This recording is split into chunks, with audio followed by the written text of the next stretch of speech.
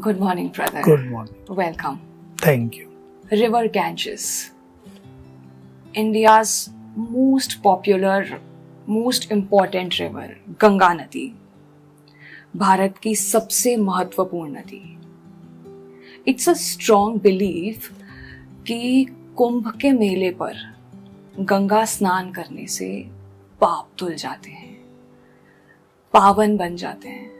पर आज किसी और को शुद्ध करना तो दूर, खुद ही दूषित हो गई है.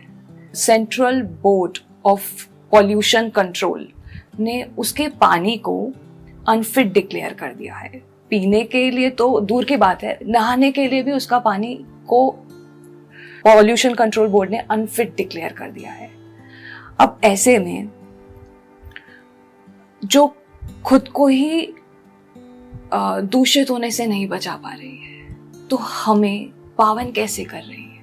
ये हमारा एक माइथोलॉजिकल बिलीफ था कि भागीरथ ने तपस्या करके गंगा को इस तरह लाया क्योंकि राजा सगर के 1000 पुत्र मूर्छित पड़े थे कपिल मुनि के आश्रम में.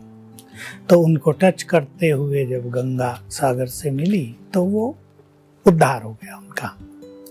मैं भी गया, वहाँ जाकर मैंने देखा कि क्या है भाई, गंगा सागर का मेला, बड़ा नाम सुना था.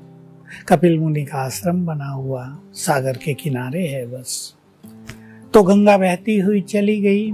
तो इन पौराणिक मान्यताओं के आधार पे लोगों ने मान लिया कि राजा सगर के 1000 पुत्रों का उसने उद्धार कर दिया तो हमारा भी उद्धार हो जाएगा.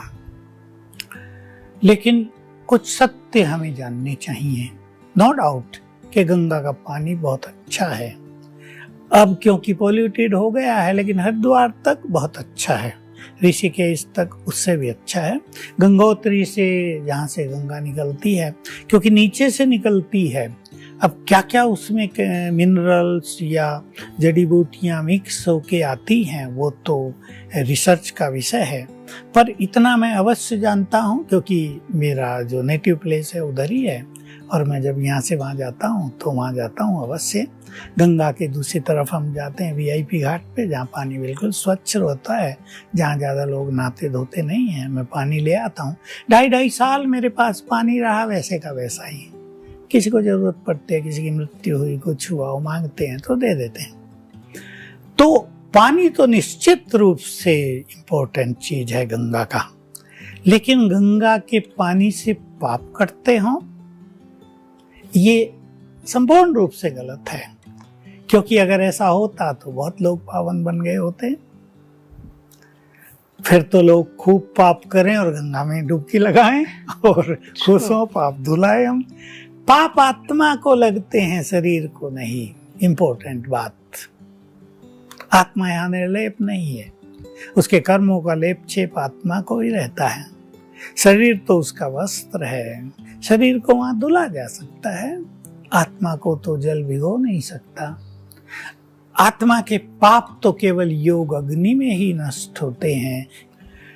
तो ये जो कुंभ है इसके पीछे भी मान्यताएं हैं कि अमृत का घट लेकर जब देवता दौड़ रहे थे, रसुर उसके पीछे थे, तो 4 जगह पर वो अमृत गिर गया, वहां तीर्थ बन गया. लेकिन सत्यता ये है कि कुंभ माना मिलन, गंगा सागर का मिलन.